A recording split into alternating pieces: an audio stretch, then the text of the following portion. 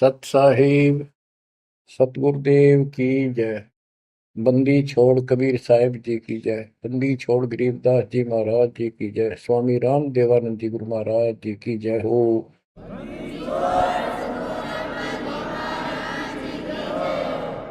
सर्व संतों की जय, सर्व भक्तों की जय, धर्मी पुरुषों की जय।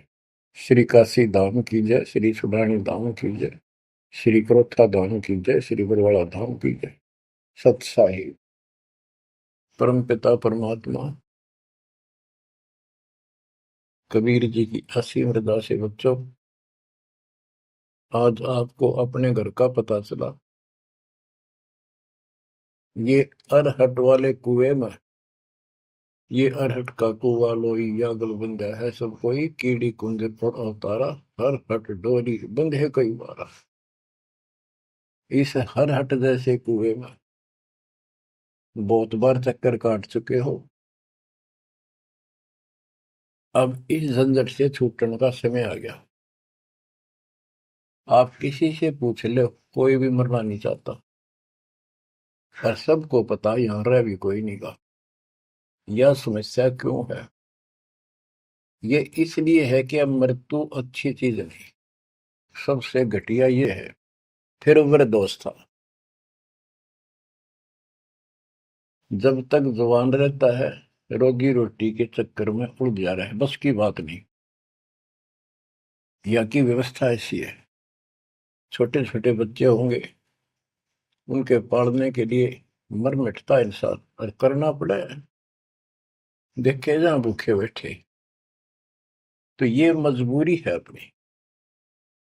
और फिर सारा जीवन बच्चों को पाल पोस कर पढ़ा कर शादी कर दी, उनके बच्चे हो गए। बच्चों, अपना कर्म के साथ जीव आप बैठे। बच्चे कितने अच्छे हों, कितनी अच्छी बहू आ जा पुत्रवधु, लेकिन कर्म में दुख है तो कोई न कोई इसी आंट हला देगा काल। वो चाह कभी आप उसकी मदद नहीं कर पाओगे, उसके कर्म ना करने दे। जैसे आपको बताया, या फिर कोई ऐसी बीमारी हो जाएगी, बच्चे भी, बेटा भी, पुत्र वधु भी दोनों बैठ कर रोने जाएंगे और वो चिल्लाए जा। सास या ससुर कोई भी है, वो कर्महीन इंसान दुख पावेंगे। वो दवाई भी जो आ सके हैं अच्छे हॉस्पिटल में ले जाएंगे, लेकिन उस दुख उस दर्द 2900 न कौन मिटा होगा। बच्चों, बहुत बार समझा लिया आपको, कभी आंख नहीं खुलने देता ये काल। केवल सतगुरु शरण में आने से इस काल का प्रभाव हट जाता है कुछ समय के लिए। और तब ये बातें अच्छी लगती हैं, ना कोई गाना, ना कोई बेंजू बजे, ना कोई अच्छा सुर निकाल ले जाते। केवल ये परमात्मा की अमर कथा सुनाई जाती है, उस दाता की बोली, उस कबीर परमात्मा की महिमा सुनाई जाती है। और धीरे धीरे जब पाप कम होते चले जाते हैं, यह इतनी अच्छी लगती है। बस गाने सुना करते बकवादी एक अन्य के लिए लगते इनके सामने। तो पाप कर्म जितने कटते चले जाएंगे, इतने ही ये आत्मा का आहार इसे अच्छा लगने लग जाएगा। ये बहुत सी घटनाएं सारे घट रही हैं, पर एक आधा सुनाने से सभी समझ में आ जाती है। एक व्यक्ति को अधर्म मार गया, पैरालिसिस होगा, और उसके 4 एकड़ जमीन थी, उन्हें 16 एकड़ बढ़ा दी। सारी जिंदगी मेहनत करी खूब कंजूसी के साथ। भगवान को जाने कौन था, कोई सुनता ही नहीं भगवान के बारे में। तो उसको 4 लड़के हो गए, चारों की शादी कर दी, चारों अलग अलग हो गए। उसको पैरालिसिस हो गया। अब उसको कोई नहीं उठा उन चारों में था, और बच्चे उसके पास से निकल जा। गांव के व्यक्तियों को पता चला, वो आए, उन बच्चों को समझाया, भाई बाप है, इसने कितना कुछ किया तुम्हारे लिए, कुछ तो शर्म करो। तो एक ने शर्म के मारे कुछ 10-5 दिन करी सेवा, फिर छोड़ दी। फिर उनके रिश्तेदार बुलाए, पंचायत हुई। रिश्तेदारों ने ये कर दिया, भाई इसके 16 किले ने 5 हिस्सा में बांट दो, तो 3 एकड़ जमीन तो इसका आवा है, इसको दो। 3 किले इसके छोड़ दो, और जो इसकी सेवा करेगा वो लो। तो छोटे वाले की पत्नी बोली जी हम ले लेंगे, हम संभालेंगे। वो लालच में वो बला ले ली। बला हो जाती है ये कर्महीन इंसान। और 1 महीने बाद से फिर छोड़ दी। फिर गांव के व्यक्ति आए, मेरा भाई क्यों नहीं संभालते तुम? वह बोलिए किले भी ले लो, मारो बस का कोई सबके बीच में। तो गांव के लोगों ने एक नौकर किया, 3 एकड़ जमीन में से उसका जो खर्चा वर्ता उसको ध्यान लगे। तो जब वो पंचायत हो रही थी, बताओ था एक आदमी, और हमने देखा कई जगह ऐसी घटना घटी। तो जब वो पंचायत में आ रहे थे, रिश्तेदार आ रहे थे, वो खाट में पड़ा पड़ा नाड़ नाड़ हल्ला है, और पोता आ गया उसका। उस पोते ने इतनी दूर खड़ा था वो, 5-7 फुट, नो करा नाड़ का नहीं। अकबर आजा, आजा लाट कर भाई नो, नाड़ नाड़ लर्ज की नो दिखा कर मैं इस पे प्यार करना चाहता हूँ, और वो दूर बात। तो वहां बैठे उपस्थित व्यक्ति बोले, इन बेटा ने तय कर दी इतनी छोटी मालस, इन पोते ही कसर रह रही है, ये करेंगे। तो यहाँ अध्यात्म ज्ञान आता है। जो काम करण का था कर्महीन ने वो तो करया कोई नहीं। जिसका दुख भी टला हो, बेटा बेटी पुत्र वो दूर सब न अच्छा लगा हो। तो बच्चों यू काम करण का है, यह सबके साथ बढ़ जाएगी जाए भगवान की शरण में नहीं रहता। 3 बातों को देखकर दास को और अधिक दृढ़ता लगी और भगवान के प्रति तड़पने लग गया। ये सचमुच तो पहले देखा है सब पता, और भी सामान्य बातें देखी ना, बीमार हो तो भी माता पिता बैठे बैठे देखे जा, और वस्तु के लिए पुकारे जा, कोई सुनने तैयार नहीं था। कबीर साहब कहते बूढ़ा होकर पड़े खाट में, सुने बचन खारे, कड़वी बात सुना करेगा। और कुत्ते ताउन का भी सुख को नहीं, ये छाती फूकड़ आ रही। पुत्र वधु कह के गई बूढ़ा बुढ़िया ने के ध्यान रखियो को कुत्ता बिल्ली ना बढ़ जाए अंदर। अब वो ध्यान रखे, तुम्हें दिखे कुछ ना दिखे। और दोस्त आंख लागी, कुत्ता बढ़कर उसकी लस्सी दूसी गिरा गया। वह पानी लेकर आई, तो उन्होंने कहा तेरा इतना भी सुख कौन, तो कुत्ते ने रोक दो, छाती फूक दी तुमने मेरी। तो परमात्मा कह रहे फिर ये एक वचन सुनोगे तुम, ये कथा सुनने को मिलेगी, अमर कथा तुम्हारे को। जो काम करने का वो कर लो, भक्ति करो, और फिर देख घर में भी सुख, शरीर में भी सुख, और सारे बच्चे भी भक्ति मार्ग पर लग जाएंगे। बच्चे सत्संग में जाएंगे, उनके मन दया पैदा होगी, भगवान का डर होगा, उनको अपने कर्तव्य का ज्ञान होगा कि माता पिता की भी सेवा करनी चाहिए, इन्होंने में पाला पोसा है। दया बनती है अंदर इस ज्ञान से। तो बच्चों इस भक्ति, इस सत्संग के बिना इंसान ऐसे जड़े डोका मर जाता है। और जब तक ये ज्ञान नहीं होता, वो काम हमने सबसे उत्तम और बस इतना ही ठीक है, वो अच्छा लग रहा था। तो यहाँ कबीर साहब कहते सतगुरु के उपदेश का सुनिया एक विचार, जय सतगुरु मिलते नहीं फिर जाते यम द्वार। वो दुख और आगे देखो, मृत्यु के बाद यम के दूत घसीट के ले जाएंगे धर्मराय के उस न्यायाधीश के दरबार में, फिर उनका फैसला होगा, इसको नरक में डालो, इतने वर्ष, इतने दिन, इतनी घड़ी कैलकुलेटेड होते होंगे। यम के दूत उनको लेकर चलते तोड़ के तोड़ने क्यों, 1 लाख का हिसाब हो डेली, दे लट्ठा दे लट्ठा। वो नरक से वापस भाजे, उनका लठ मारे भाले ठोकर, जबरदस्ती लात मार के ठोकर मार के नरक में गिरे। कहते नरक द्वार में दूत सफर करते क्या चातान, उन तक कबू ना छूटता करता चारों खाली।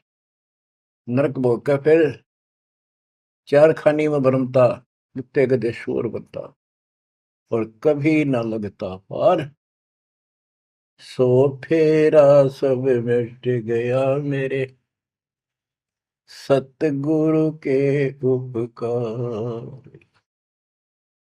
बच्चों समझ लो इन बातों को और देखो मालिक की दया। ये बातें कदे हमने दादे परदादा पर भी ना सुनी, माता पिता से नहीं सुनी। उसकी दया विदाता की। और आज ये अच्छी लगे और बात एक भी अच्छी नहीं लगती। वो तो बेतुकी बातें हैं। थोड़ी देर बातें करनी पड़ती है इधर उधर की, 2 मिनट बाद में सोचा ही जा तो जा अपना परमात्मा ने याद करे। तो यह लगन अलग से लगेगी, इस सत्संग से लगेगी। और भक्ति सुमन दान करोगे या सेवा, ये सारे मिलकर आपको निर्मल करेंगे। आपको हर तरह से शक्ति आत्मा को मिलेगी। भोजन खाते हैं तो उसमें सभी प्रोटीन सब प्रकार के खाने होते हैं, तभी स्वस्थ शरीर रहता है। इस प्रकार हमने सेवा भी जिसी बने, सुमन भी, दान भी, ये करना पड़ेगा। और मर्यादा का निर्वाह परहेज भी रखने पड़ेंगे, तभी आत्मा स्वस्थ होगी, मोक्ष प्राप्ति योग्य होगी। बच्चों, धन है आपके माता पिता जिनसे जन्म हुआ। आपकी किस्मत को अगर व्याख्यान करने लगो, आपकी किस्मत का वर्णन करूं, कोई शब्द नहीं दास के पास। इतनी अच्छी किस्मत लेकर जन्मे हो तुम। आपका मनुष्य जीवन इस समय, मनुष्य जीवन के बाद फिर आपको शरण मिल गई। गजब अजब बात तो यह है कि आपको शरण मिल गई। आप देखो, नाम लेने तो पहले आप किस स्थिति में थे, क्या करा करते, सारा दिन कोहरे डले डोला करते।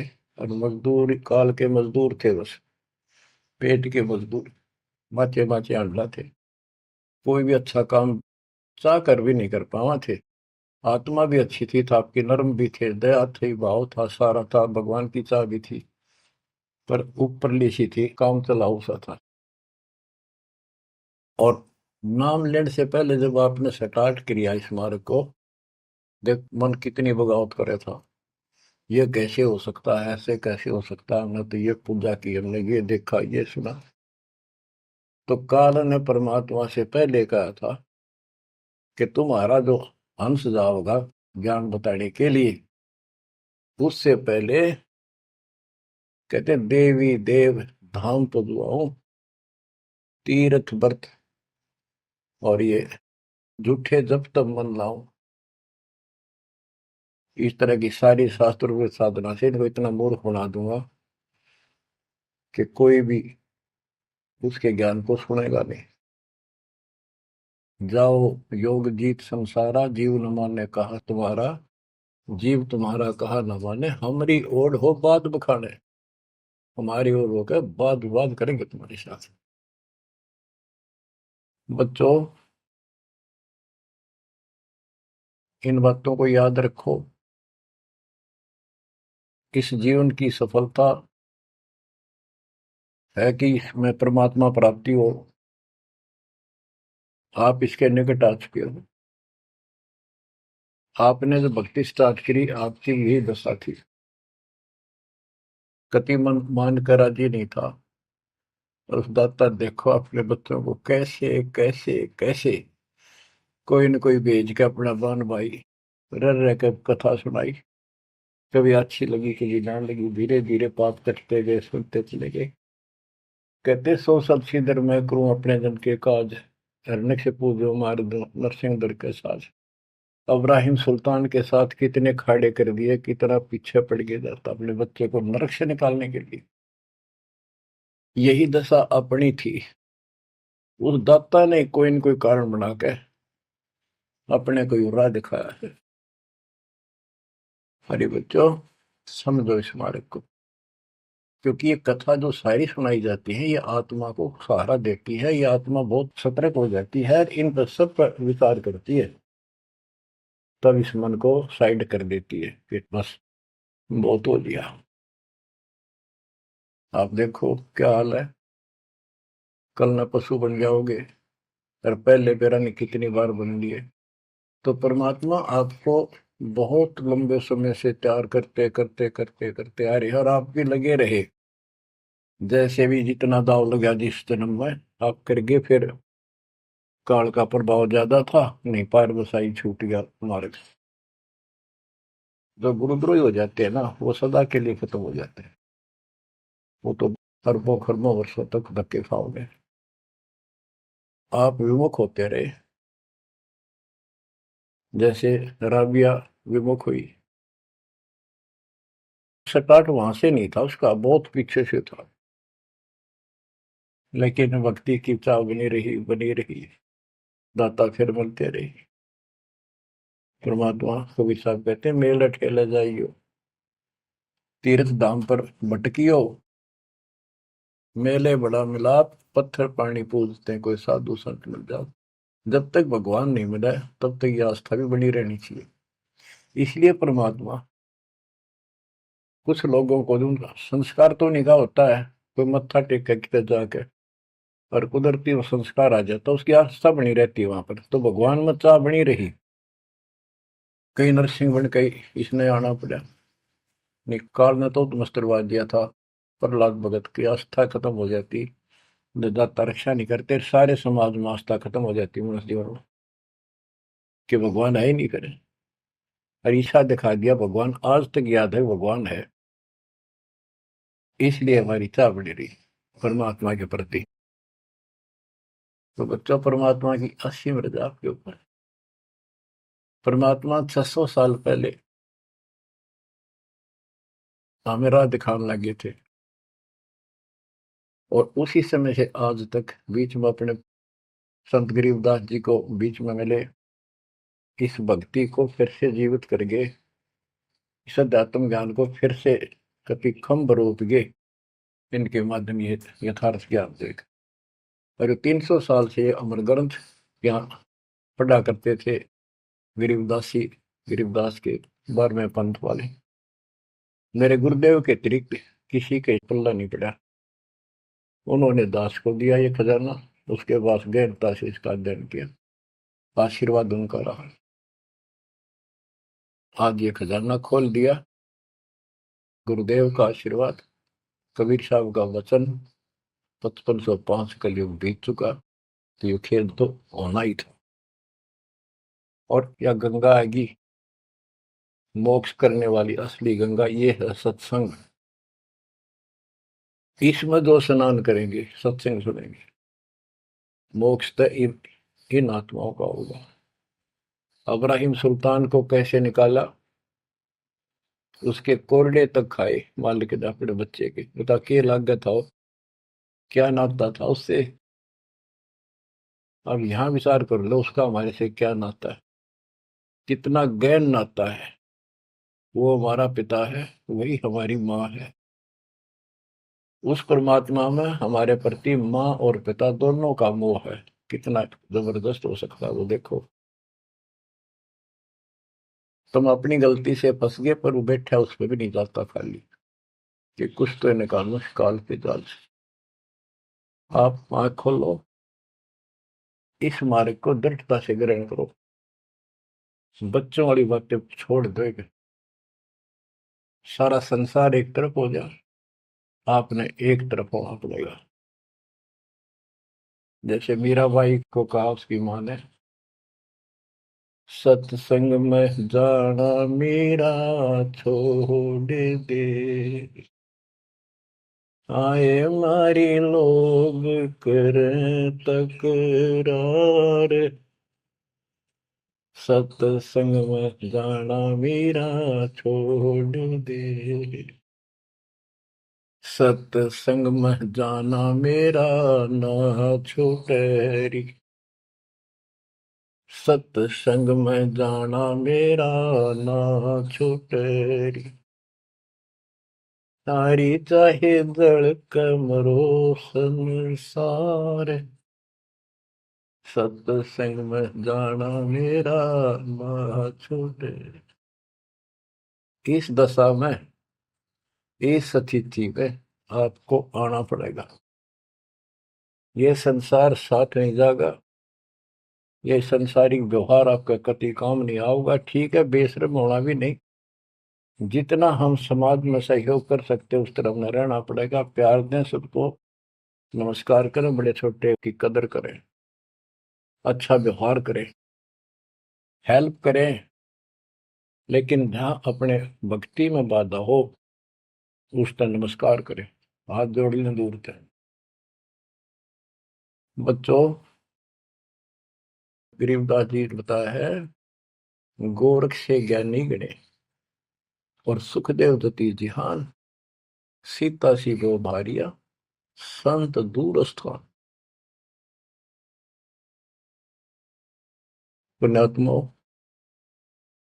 आपको अध्यात्म सिलेबस, ये अध्यात्म का पाठ्यक्रम पढ़ाया जा रहा है, दास टीचर है, और इसको बार बार रटवाऊंगा, बार बार समझाऊंगा, क्योंकि टीचर सारा साल उस सिलेबस को रह रह कर रिपीट करवाया करे, तब बच्चों के आत्मा में, उसके मन में, बुद्धि में वो सेट होता है। तो बच्चों, आपको ये सिलेबस दास बार बार रिपीट कराएगा और ध्यान से उत्सुकता से सुनते रहना। परमात्मा के ज्ञान को, सत्संग को सुनो जब कति एकाग्र चित्त से सुनो। गरीब गोरख से ज्ञानी घने, सुख देव जति जिहान, सीता सी बहु भारिया संत दूर स्थान। अब आपको अमर ग्रंथ की अमर वाणी का कुछ अंश सुनाऊंगा। जैसे दास की बुद्धि काम करेगी उसको सरल भी बनाऊंगा। गरीब, यह गरची जब पांडव राजा, नो नाथो नहीं ना दुबाजा, 84 सिद्ध रिद्ध सब मोहे, पूर्ण ब्रह्म ध्यान नहीं जो है। अब क्या बताना चाहते हैं संत गरीबदास जी, कि जब पांडवों ने अश्वमेध यज्ञ रची तो उसमें 33 करोड़ देवता, 88,000 ऋषि, ब्रह्मा विष्णु महेश तक उपस्थित थे, 12 करोड़ ब्राह्मण, और ये गिरिपुरी, इनका गिनती नहीं, 56 करोड़ जहां थे या दो, शंख पचायन नहीं बाजा ना दो। तो कहने का भाव ये है कि गोरख से ज्ञानी गणे, सुखदेव जति जिहान, प्रसंग ये है। और सीता सी बहु बारिया संत दूर स्थान। पांडवों ने अश्वमेध यज्ञ क्यों की थी? श्री कृष्ण जी जो उनके गुरु थे, त्रिलोकीनाथ विष्णु अवतार, उन्होंने बताया था कि तुमने, क्योंकि युधिष्ठिर जी को भयंकर शोपन आने लगे, बेचैनी होगी, भूख गई, रात की नींद गई, वैद्यों से इलाज करा लिया, कोई आराम नहीं हुआ। श्री कृष्ण जी के गुरु थे, उनसे समाधान जाना और कारण पूछा कि ये हुआ क्यों। तब श्री कृष्ण जी कहते, तुमने जो बंदूक घात किए हैं, युद्ध में, महाभारत में आदमी मारे और अपने प्रियजन मारे, रिश्तेदार मारे, ये पाप वो हानि कर रहा है, वो सेध रहा है। समाधान ये है कि अश्वमेध यज्ञ करो और पूरी पृथ्वी पर न्योता दे दो, कोई आओ, धर्म यज्ञ करो एक, और धर्म यज्ञ सफल होगी तो तुम्हारा यह दुख दूर होगा, अन्यथा नहीं होगा। और यज्ञ संपूर्ण होने की, सफल होने का चिन्ह बना दिया, बता दिया निशानी, कि एक शंख 5 मुंह का, पंचानंद शंख, उसको पंचजन्य भी बोल देते हैं, पंचायन, आनंद माने मुख होते हैं, पंचानंद 5 मुख का शंख एक अलग स्थान पर रखा जाएगा। वो कोई बजाएगा नहीं, आप पर बाजेगा। वो बाजेगा तब जब कोई पूर्ण संत, अच्छी करने वाला उसमें भोजन खा लेगा। तो 33 करोड़ देवता बुला लिए, 88,000 ऋषि आगे, 12 करोड़ ब्राह्मण आगे, तो किसी से भी शंख नहीं बजा। न्योता देने के लिए चारों पांडवों की चारों दिशा में ड्यूटी लाई थी युधिष्ठिर ने छोड़ दिया कि भी न्योता दे का निमंत्रण दो। भीम का निमंत्रण देने की जो दिशा थी, ड्यूटी थी जिस साइड में, उसमें सुदर्शन नाम के एक सुपच, जिसे आजकल शेड्यूल कास्ट कहते हैं, उसमें सुपच कहते थे, और वाल्मीकि जाति में थे वो। भीम वहां गया। भीम ने उनको निमंत्रण दिया कि भगत जी हमारे वहां आइयो, और मैं युधिष्ठिर राजा का भाई भीम हूं, और ऐसे ऐसे हमने एक अश्वमेध यज्ञ रची है, आप आमंत्रित हैं। तब सुदर्शन जी ने कहा, सुपच ने, कि भीम तुमने तो इतना पाप कर रखा, कसाई भी फीका पड़ गया, तुमने ऐसा जुल्म कर दिया। वो बहन आज तक रो रही है, जो विधवा होगी सैनिकों की, उनके बच्चे टक्कर मार रहे हैं, माँ से पूछ रहे हैं पिताजी कब आएंगे छुट्टी। उनकी माँ एकांत में ज्यादा रो रही है, तुम बैठ के ठाठ कर रहे हो और तुम मौज कर रहे हो, तुम तो नरक में डाले जाओगे। मुझे बुलाना है, जो अश्वमेध तुम करने जा रहे हो, ऐसी अश्वमेध 100 का फल मुझे संकल्प करो, 100, तब मैं तुम्हारे जाके रोटी खाऊं, मैं कौन पड़े से नरक में। अब अहंकार था भीम को कि हमारी यज्ञ तो सफल होनी है, क्योंकि श्री कृष्ण जी रहे साथ। तो उस भगत को कहा कि तेने आना होता जी, फालतू ना बोले, कि तेरे बिना वह काम अड़ा है, हमारे कोई आंट नहीं लगती। तो सुदर्शन जी चुप हो गए, सकट और सवाल को उल्ट जवाब ना दे। जब उनका कति संपूर्ण नहीं हुआ, वो काम नहीं बना, 33 करोड़ यादव सारे आ लिए, सबने भोजन खा लिया। शंख नहीं बजा, जब एक दूसरे के मुंह को देखा, वो उपस्थित ऋषि संत देवता ये बतला रहे हैं कि इनके पाप गणे कर लिए इनने। शंख बजेगा कहाँ से, अपने ऊपर ना लेते।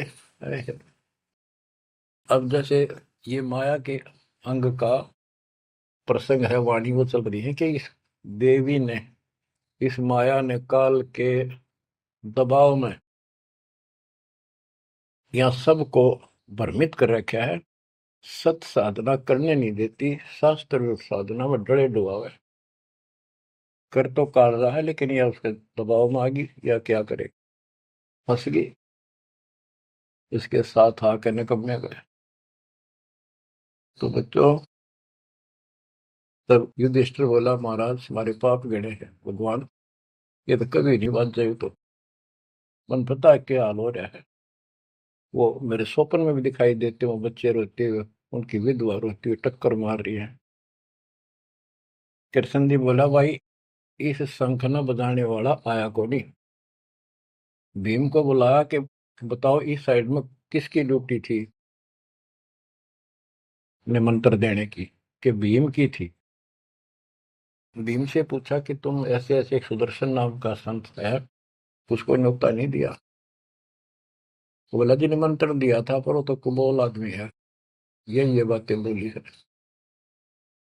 कि तुम पापी हो, अपराधी हो, वो तो गलत बोला। कृष्ण जी बोले, आपने क्या कहा। भीम बोला, मैंने कह दिया तो नाना होता जी, आपने ना तो मत आइए। श्री कृष्ण जी बोले, सारा काम खराब कर दिया, साधु संतों से ऐसे नहीं बोलना चाहिए, वो जो कहते हैं उसमें कोई दम होगा बात में।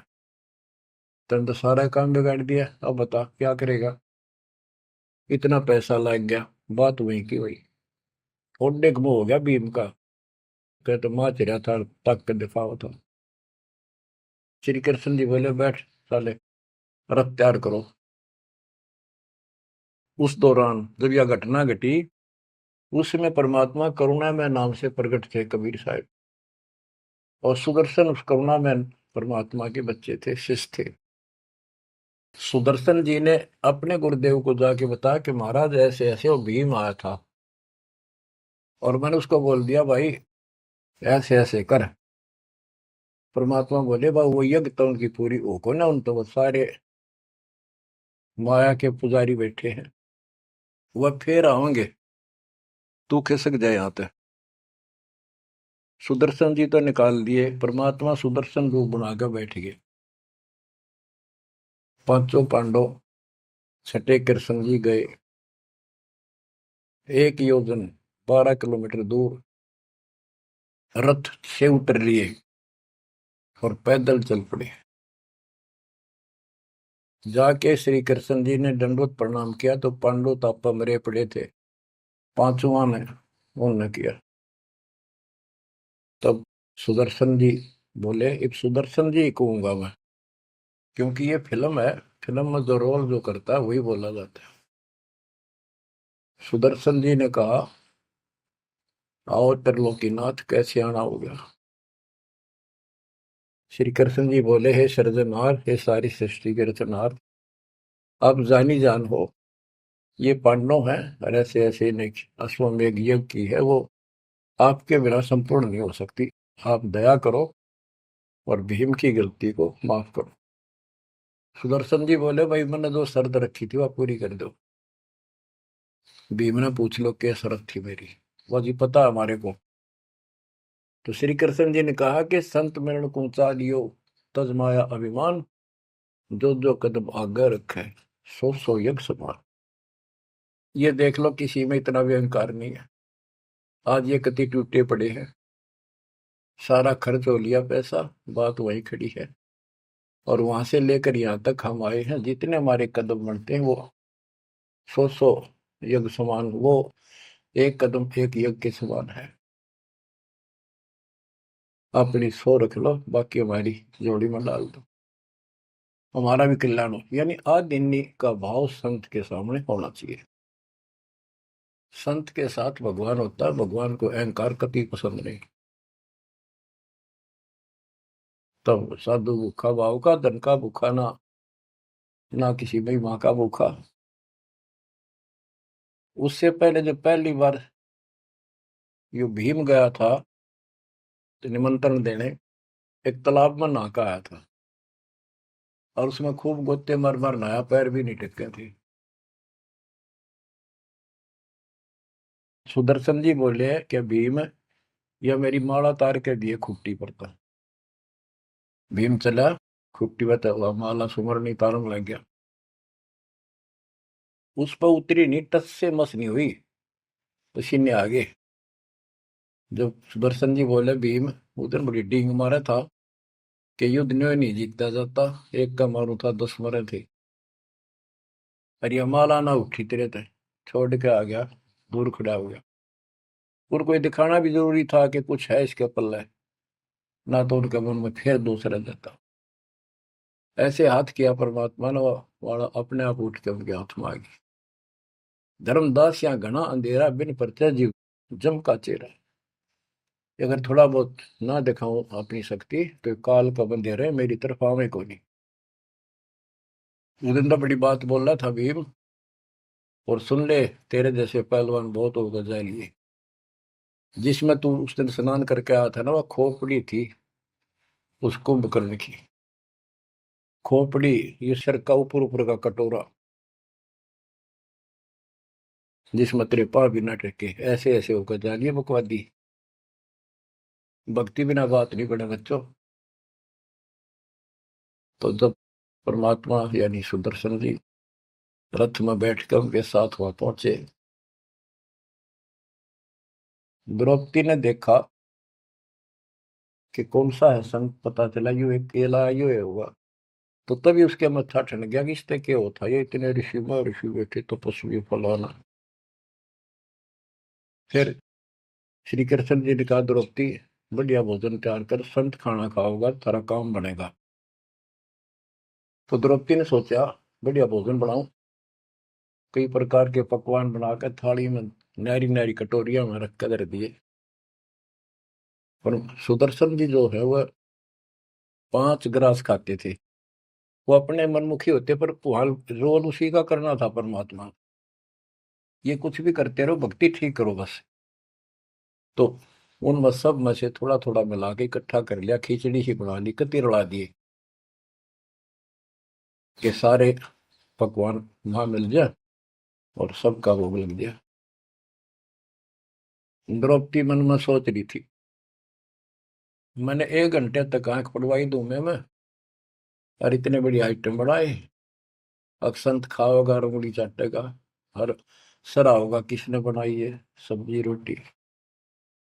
और इसने कुछ करना आता ना और ना शूद्र का शूद्र, ये कहाँ के शंख बजाएगा ये। अब परमात्मा ने यानी सुदर्शन जी ने 5 ग्रास खाए, 5 बार शंख बोला। वो युधिष्ठिर जी बड़े खुश हुए, कृष्ण जी से कह रहे आपने बड़ी दया करी, बड़े महापुरुष खोज के लाए, हमारा तो काम बढ़ गया। कृष्ण जी बोले नहीं बना, ये तो शंख कंटिन्यू बजना चाहिए था अखंड, और काफी देर तक स्वर्ग तक सारी पृथ्वी पे इसकी आवाज जाएगी, धीमी धीमी मीठी मीठी प्यारी प्यारी, तब सफल होगी। युधिष्ठिर बोले हे भगवान अब कौन रह गया, किसको लाओगे। बोला भाई इस वाल्मीकि के बाल सब ना ही 3 लोग, ये के वाल्मीकि दिखे तुमने, इसके एक बाल के समान भी 3 लोग नहीं है, इतनी ताकत है इसमें, इतनी भक्ति की शक्ति है। अपने घर में कमी है वह खोजते। द्रौपदी बुलाई, द्रौपदी से कहा कि बहन साची बता, तेरे कोई दोष आया इस महापुरुष के प्रति। तो उसने सारी बता दी जी ऐसे ऐसे मेरे मन में दोष आया। द्रौपदी शुक्र मना तेरे घर पर टूक तोड़ ली, इसने का खाना खा लिया। अपने घर सब 2 रोटी खा कर सोते हैं, कोई भूखा नहीं सोता, भगवान सब न दे है। इस तरह का अहंकार करने से काम नहीं बनते। इसके चरण धोकर पियोगी ना, जब तेरे अंतःकरण का पाप भी दूर होगा और कुछ राहत भी तब मिलेगी। अमृता क्या नहीं करता। द्रौपदी लाई बढ़िया सी थाली परात उठाकर चांदी की, और उसमें लोटा लेकर संत के चरण धोए, गाल के कटोरे में पीण लगी। कृष्ण जी बोले बहना दा मुझे भी देना, इसे महापुरुष का चरणामृत कद कद मिल रहा है। तो आधा द्रौपदी ने पिया, आधा श्री कृष्ण जी ने। और फिर वो देखो अखंड बाजा वो ऐसे ढंग से बजाए तो धीरे धीरे धीरे धीरे सुर बढ़ता चलेगा, स्वर्ग तक पूरी पृथ्वी पर आवाज गई, कण कण में सुनाई दिया। और जो पेड़ थे पौधे पूरे के पूरे बसंत की तरह फूल आ गए और खिल गए। इतना सुंदर मौसम होगा सुहावना। गोरख से ज्ञानी गढ़े और सुख दे जति जिहान, सीता सी गो भारिया संत दूर स्थान। संत को ऊपर दिखावे से ज्यादा मीठी मीठी लंबी चौड़ी कथा सुनाने से, अटपट करके प्रवचन करने से पहचाना नहीं जा सकता। तो बच्चों ना जीव की सी बुद्धि है को पहचान दे, पहचान लिए होते तो कबीर भगवान आए न थे, संत गरीबदास जी आ रहे कहने गए। अब बच्चों आपको थोड़ी सी अमृत वाणी सुनाता हूँ। ग्रीव फिर पांडवों की यज्ञ में शंख पंचायन टेरे, 12 कोटि पंडित जहां पड़ी सबन की मेरे। यज्ञ रची जब पांडव राजा, नौ नाथों ने नादू बाजा। उस यज्ञ में 9 नाथ, 84 सिद्ध, 33 करोड़ देवता, 88,000 ऋषि, 12 करोड़ ब्राह्मण और 56 करोड़ यादव जो श्री कृष्ण के वंशज थे, जो पांडवों के रिश्तेदार थे। क्योंकि श्री कृष्ण जी की बहन सुभद्रा अर्जुन के ब्याही थी। या क्या कहते हैं, यज्ञ रची जब पांडव राजा, नो नाथों ने नादू बाजा। 84 सिद्ध रिधि सब मोहे, पूर्ण ब्रह्म ध्यान नहीं जो है। अब माया के उनकी वाणी पर देखो छिए, इन्होंने बताया है कि 84 सिद्ध 9 नाथ ये रिद्धि सिद्धि में उलझा रखे थे। 84 सिद्ध रिद्धि सब मोहे, इन्होंने पूर्ण ब्रह्म ध्यान नहीं जो है, पूर्ण परमात्मा की भक्ति नहीं करी। कोटि 33 यज्ञ के माही, सुर नर मुनि जन गिनती नाही। 56 कोटि जहां थे यादो हो, जिनसे नाही बाजा ना दू हो। कोटिक वक्ता वेद उचारी, ना बयम संपूर्ण सारी। सर दर्शन की गिनती नाही, अनाथ जीव जी में बहु माही। ओहो। सठ दर्शन ये गिरिपुरी कहती है बहुत गड़े आए हुए थे, और अनाथ जीव भी बहुत गड़े आए। सुर नर मुनिजन तपा सन्यासी, दंडी वृत्त बहुत उदासी। कामधेनु कल्प वृक्ष ही लाए, तीन लोक के सुर नर आए। पांचों पांडवों कृष्ण शरीरा, जिनसे यज्ञ बही निधीरा। होय होय। पांचों पांडव और श्री कृष्ण जी वही खाना खा चुके थे, उनसे यज्ञ बही नहीं थीरा, उनसे यज्ञ नहीं हुई पूरी। एक बाल्मीक नीचे कुल साधु, जिन संख पचायन पूरे नादु। और गनो माया के पूता, ब्रह्म जोगनी सब ही दूता। ओहो। कहते हैं एक बाल्मीक नीचे कुल साधु, जिन संख पचायन पूरे नादु। ये और गनो माया के पूता, ये औरतें माया के भ्रमित है, माया सिद्धि प्राप्त करके लोगों को प्रदर्शन करना, ये भी माया जाल। या महिमा पागी न, इनमें खेल ले गए खिलौने से, या माया ये देवी ने उलझा रखे काल के दबाव। कहते हैं और गनो माया के पूता, ब्रह्म जोगिनी सब ही दूता। अब क्या बताते हैं, गिरि पांचों पांडव संग हैं, और छठे कृष्ण मुरार। चलिए हमारी यज्ञ में हे समर्थ सिरजनहार। अब श्री कृष्ण जी भी तो तीन लोक के मालिक हैं, पिछले संस्कारी हंस है। परमात्मा ने उनको सद्बुद्धि दी, उनकी दिव्य दृष्टि खोली कुछ समय के लिए, तो उनको भगवान दिखाई दे था। वो सुदर्शन उस दिन थे भी भगवान, पर उसको एहसास था, क्योंकि अध्यात्म मार्ग के अंदर अपने आप आत्मा अपने से शक्तिशाली के आगे नीचे हो जाती है, मुरझा जाती है। गिरि पांचों पांडव संग हैं, और छठे कृष्ण मुरारे। चलिए हमारी युग में समर्थ सृजनहार। गिरि पांडव यज्ञ अश्वमेघ में, सतगुरु किया पिया ने। पांचों पांडव संग चले, और छठा भगवान। गिरि पांडव यज्ञ अश्वमेध में, वाल्मीक की बे। शंख पचायन बजाइया, राख्या नहीं संदेह। गिरिव सुपच रूप धर आइया, सतगुरु पुरुष कबीर। तीन लोक की मेदनी, सुर नर मुनि जन भीड़। कहते हो सुपुच का रूप धरकर स्वयं सतगुरु परमेश्वर कबीर जी आए, जहां पर तीन लोक की सेना बैठी थी मेदनी, या दुनिया भरी पड़ी थी। 33 करोड़ देवता, 88,000 शेरियो, 56 करोड़ यादव। 33 कोटि यज्ञ में आए, 688 सारे। 12 कोटि वेद के वक्ता, सुपच का शंख बजा रे। के 33 करोड़ देवता, 88,000 ऋषि, 9 नाथ, 84 सिद्ध, 12 कोटि वेद के वक्ता ब्राह्मण, ये सारे वहां पर बैठे थे। उन तो ये छोटा सा काम नहीं हुआ, 3 ताप के अंतर्गत पांडव दुखी हो रहे थे। तुम कौन राम का जपते जापम, ताते कटे ना तीनों ताप।